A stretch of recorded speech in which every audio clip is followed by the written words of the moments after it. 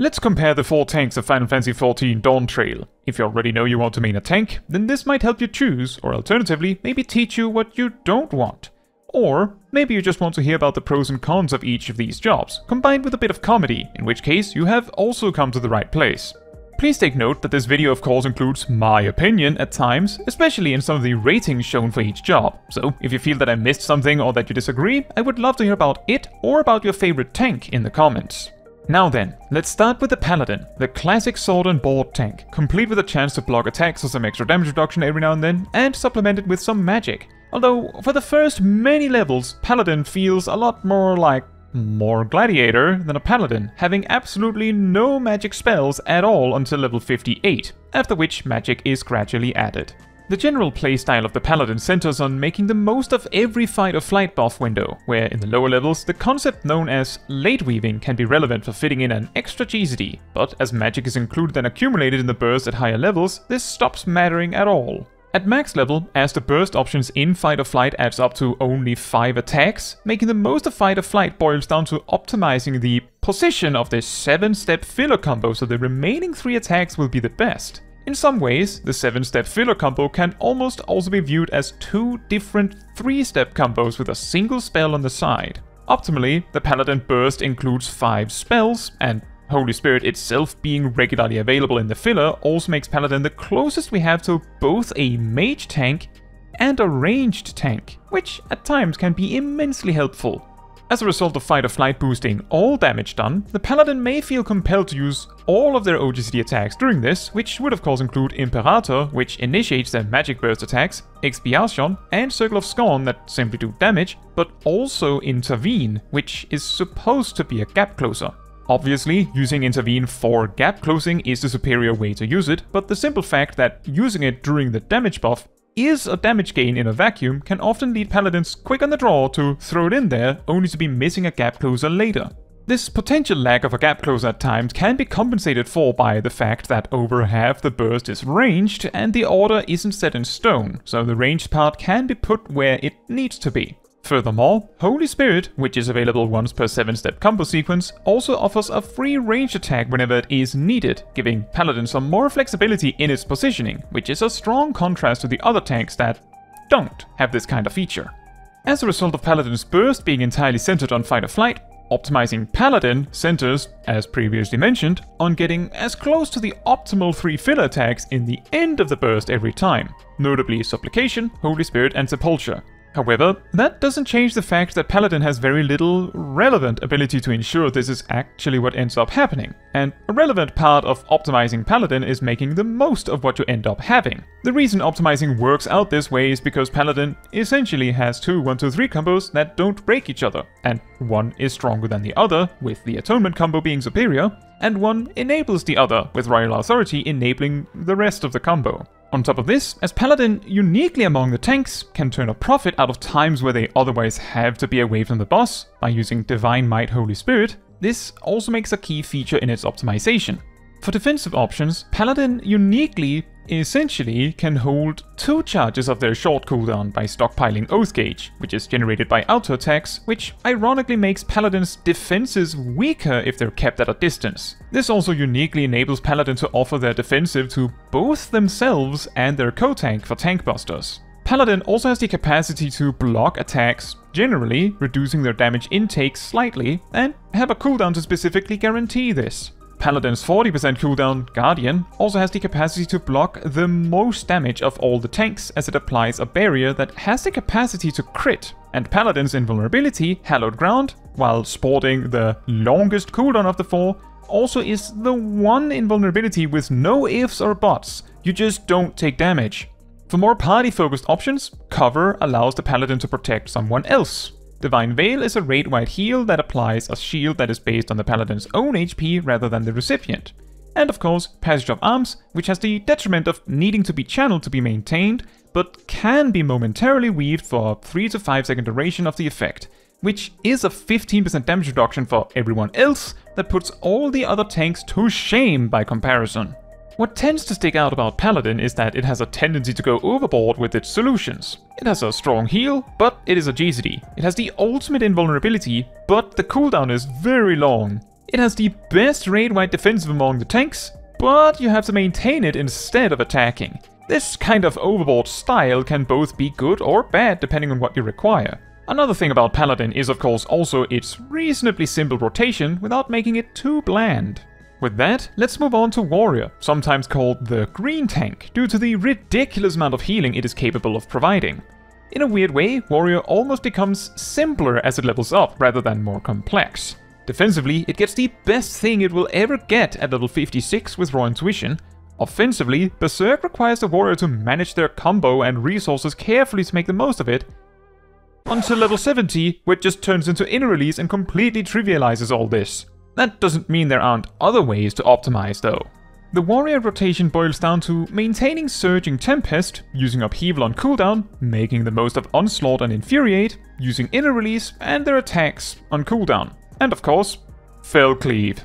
As Warrior's minute cooldown only benefits the Fell Cleaves, Primal Wraths, Primal Rends and Primal Ruinations it provides itself, Warrior has much less incentive to coordinate its big damage buttons around it, in a vacuum. This makes Warrior incredibly simple to play effectively in a more casual setting. On top of this, most of Warrior's hardest hitting attacks are guaranteed to critical direct hit, which makes the Warrior's damage output a lot more consistent than the other tanks, which can sometimes matter. However, in regards to optimizing Warrior, making sure every fourth upheaval happens to be during raid buffs matters, but isn't difficult. Making sure 3 onslaughts happen during these buffs as well also matters, and hilariously, could mean that Warrior will feel a lack of gap closers in the same way Paladin does. Although, once again, not surprising, using a gap closer for gap closing is more effective than using it solely for damage. Another optimization is to go into the 2-minute bursts with as much beast gauge as possible, so you can fit at least 1 extra Fell Cleave in the burst. The hardest part about optimizing Warrior boils down to Infuriate though. As Infuriate's cooldown is reduced every time Fell Cleave is used, it is not as simple as, you get 1 per minute. And depending on how well Infuriate aligns with the 2-minute burst, you can sometimes get 1, sometimes 2 inside the burst. And this is somewhat relevant as the 2-minute burst is just about 20 seconds long, maxing out at 8 GZDs for most warriors, and Inner Release fills out 5 of them, so if you can have 1 Inner Chaos, Feller Cleave, and 1 Fell Cleave, you just need 1 more of either to make decent value out of the whole burst window. If we start talking about gem drafts, burst potions, then this also introduces Primal Ruination smuggling. As the Warrior burst sort of peaks at 20 seconds anyway, a gem draft can be used up to 10 seconds before Inner Release with no significant loss. Due to the duration of Primal Rend and Ruination ready, you can carry Primal Ruination to use it 50 seconds after Inner Release, making it possible to just barely sneak in Primal Ruination under this gem draft. Defensively, Warrior has the incredible Bloodwetting and Nascent Flash, which essentially enables Warrior to solo various content in the game due to the overwhelming amounts of healing. In an AoE pack, the Warrior is nigh invincible as long as Bloodwetting lasts, although in a single target fight, like a boss fight, it and Nascent Flash are a lot more mundane, but are very effective for recovering after or during an attack just the same. Warrior also has both Thrill of Battle and Equilibrium for further self-healing, making the job just generally very good at recovering. Warrior's 40% Damnation also offers recovery after taking damage, but uniquely among the tanks also represents a damage gain to optimize, as it deals damage back to the attackers. Warrior's Invulnerability is the perfect polar opposite of Paladin, being the shortest cooldown, but also, rather than making you take no damage, just does the absolute bare minimum of making it so you cannot die. In a vacuum, this effect sounds terrible, as without healer interference, the Warrior would simply die to the first hit after the effect ends. But given how much healing the Warrior has itself, this is not an issue. The job has plenty of ways to recover on its own. For party-focused options, Warrior of course has Nascent Flash, however, it comes with the caveat that it results in the Warrior itself getting only the healing, meaning if the Warrior is actively tanking, it is not always a good idea. And then of course Shake It Off, giving a shield to everyone, healing everyone, and applying a heal over time to everyone, and giving everyone a pat on the head and a smooch on the cheek. This one does a bit of everything, making it amazing to recover after a mechanic with the ability to soften the next upcoming mechanic on top. However, Shake It Off also has the capacity to consume other defensive cooldowns on the Warrior to boost it, but not by much, which means sometimes it can trip the Warrior up instead, negatively. Overall, Warrior is a tank that tanks simply by healing through it most of the time, and it also stands out for having the shortest cooldown on its invulnerability, which surprisingly often comes up as relevant. And finally, if you thought Fellcleave goes brrrr, then you will not be surprised that Fellercleave goes brrrr. Brings us on to Dark Knight, replacing the big axe with the big sword for that Final Fantasy VII Cloud feel, and of course replacing light with darkness. In terms of rotation, the job feels sort of like a faster paced warrior, although due to the way its cooldowns align, it can feel a lot more regimented compared to warrior, mainly due to how Dark Knight hardly has anything coming up outside of each minute. As a result of the regimenting of the rotation, Dark Knight's filler rotation tends to boil down to like 1 Blood Spiller and like 6 1-2-3 combos, with an occasional Salted Earth in between somewhere. In a similar fashion to Warrior, Dark Knight doesn't personally have a temporary burst cooldown, and so, in a vacuum, have little reason to stockpile everything. And in such a situation, the filler can of course include a lot more Edge of Shadow spending and, well, at least 1 more Blood Spiller. Due to a change in Dawntrail, Dark Knight also no longer deals damage with their Gap Closer, which means, unlike Paladin and Warrior, Dark Knight has no need to throw their Gap Closer in a burst at all, making Dark Knight slightly more flexible in mobility as a result, I guess. And as Dark Knight pretty much naturally maintains their damage buff Dark Side, there isn't that much going on outside of bursts for Dark Knights. In regards to optimizing, Dark Knight, similar to Warrior, aims to enter their burst with as much blood gauge as possible, although no more than 70 since Delirium gives a free 30, and of course as much MP as possible, so that you get as many edges as possible.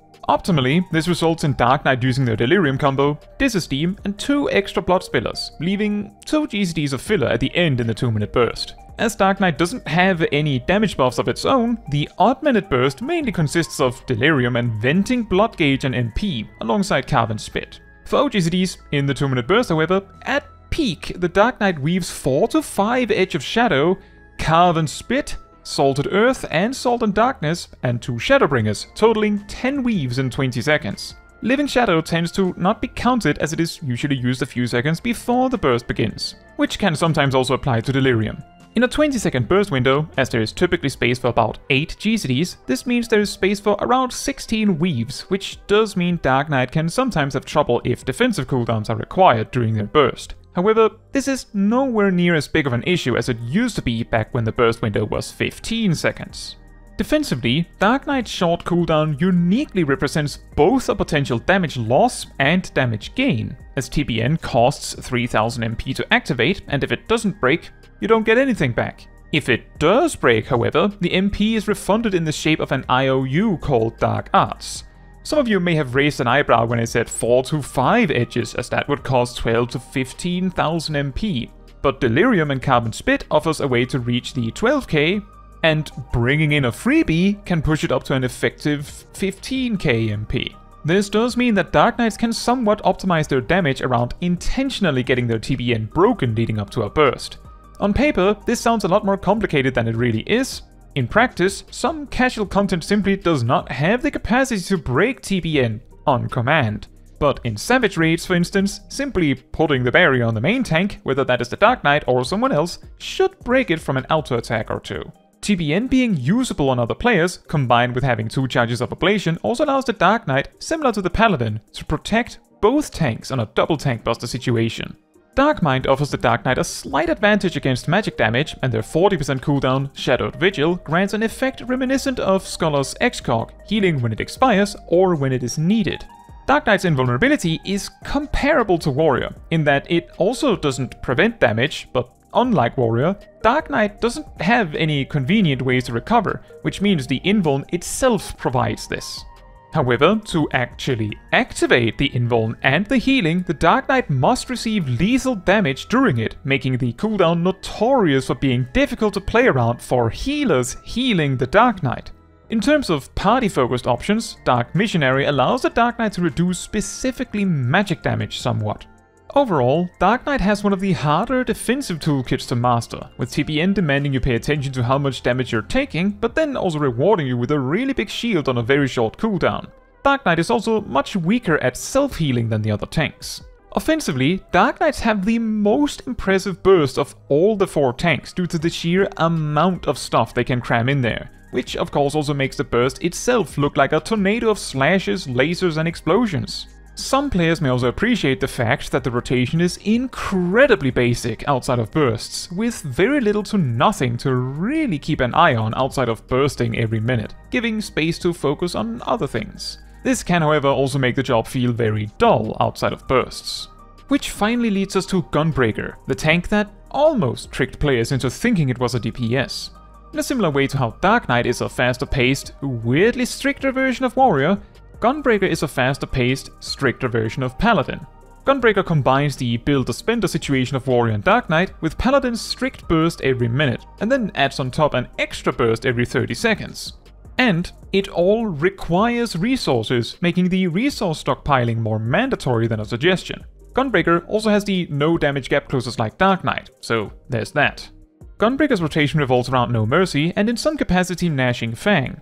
When neither is available or running, the Gunbreaker camps down to 1-2-3 combos, and when Gnashing Fang comes up, it is typically used immediately. Once No Mercy is ready, it leads to a 20-second burst where everything is spent, and only once it is all out does the Gunbreaker resort to filler combos again. This is even further amplified by Bloodfest, which both completely fills the gauge but also gives an even bigger burst combo that takes up the remainder of the burst. This leads to the Gunbreaker's 2-minute rotation involving 2 small Gnashing Fang bursts, an odd-minute burst with Double Down, Sonic Breaker, Gnashing Fang combo and 3 fillers, and an even-minute burst with all of that, and also the Lionheart combo instead of fillers, stuffing so much into the burst that you exit the burst with 3 cartridges that you didn't get to spend anyway.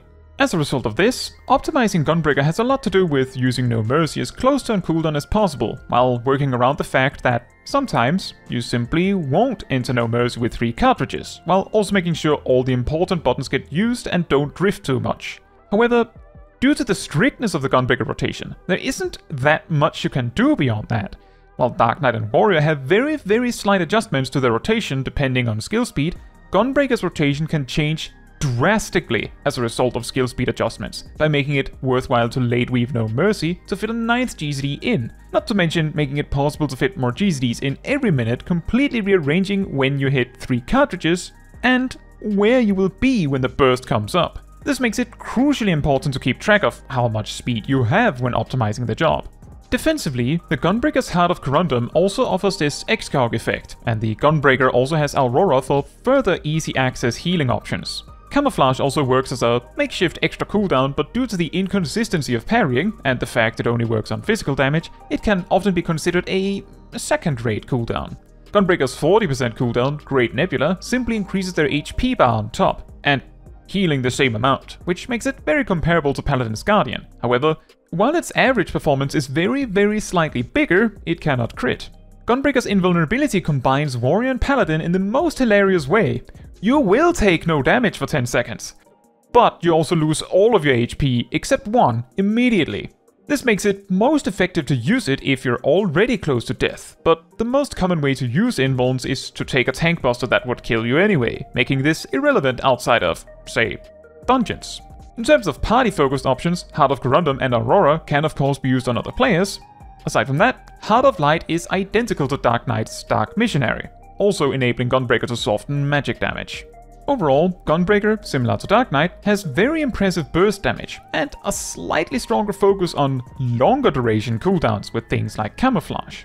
Gunbreaker's rotation is perhaps also the strictest of all the 4, as falling behind on cartridge generation can almost instantly impact the overall rotation, as all the other tanks will be able to perform their burst, and lacking resources just means they get a dollar second half. Gunbreaker may outright lose out on significant parts of their burst if they don't have the resources. To round up this comparison, each of the tanks of course brings something unique to the table. In terms of raw damage, Dark Knight and Gunbreaker tend to win out slightly ahead, but they also tend to come with more frantic burst sequences and greater emphasis on stockpiling for exactly this. Warrior and Paladin on the other side of the spectrum tend to be more relaxed in this way, and also come packaged with more frequent self-healing.